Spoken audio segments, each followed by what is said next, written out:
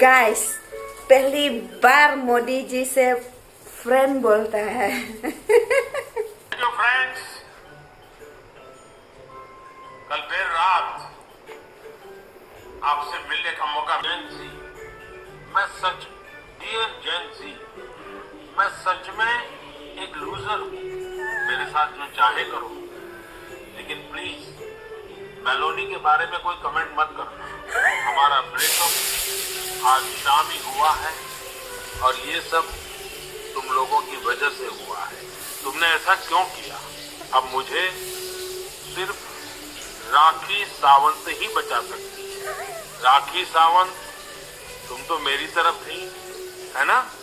लेकिन अब तुम जेन जेड वालों की तरफ क्यों हो?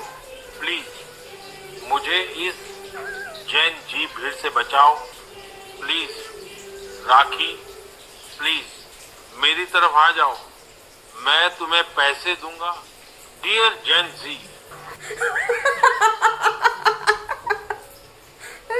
Ngam tip super lock tip ki ya edit na tip Ukraine hi modi.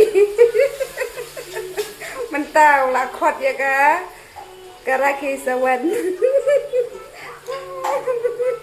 Bahkan dik penhun yo. Nai dah ke pisah ya kali.